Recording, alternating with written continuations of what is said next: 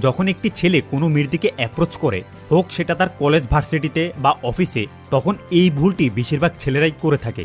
এজন্যই অনেক ছেলেরা বারে বারে কলেজ ভার্সিটি বা অফিসে মেয়েদের হাতে ফ্রেন্ড জোনের শিকার হয়।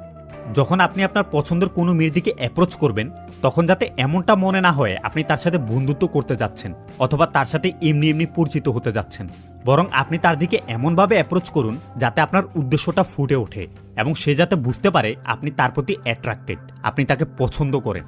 যে কারোর সাথে কথা বলা শুরু করা, স্পেশালি কোনো মেয়ের সাথে, সেখানে এনার্জি থাকাটা সবথেকে বড় বিষয়। যদি অন্যভাবে বলি, আপনি কি বলছেন সেটির চাইতেও ইম্পর্ট্যান্ট আপনি কিভাবে বলছেন সেটি।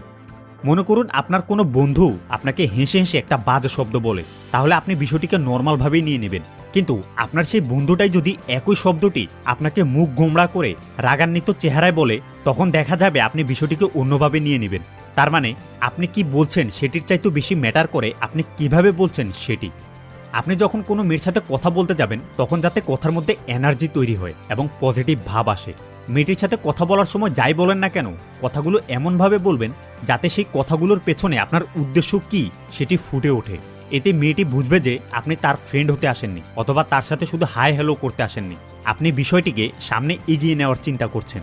আর যখন মেয়েরা বুঝতে পারে যে একজন ছেলে তার উদ্দেশ্যের পেছনে কাজ করে, তখন এই বিষয়টি মেয়েদেরকে তার প্রতি আরও এক্সাইটেড করে তোলে।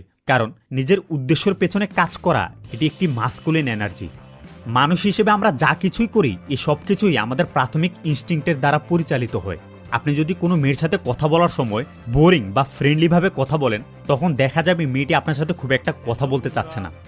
একদম প্রথম থেকেই কথা বলা শুরু করার সময় আপনার উদ্দেশ্যই ডিফারেন্স তৈরি করবে আপনি কি মেয়েটিকে আপনার প্রতি কৌতূহলী এবং এক্সাইটেড করছেন নাকি তাকে বোরিং করছেন।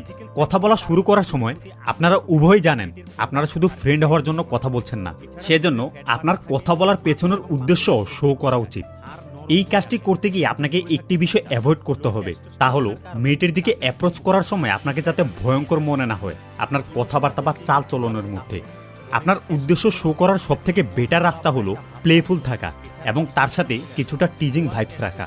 এরকমটা করলে মেয়েটি বুঝবে যে আপনি একজন হাস্যরস্য মানুষ এবং সবথেকে ইম্পর্ট্যান্ট বিষয়, সে বুঝতে পারবে যে আপনি তার প্রতি আকৃষ্ট হয়েছেন।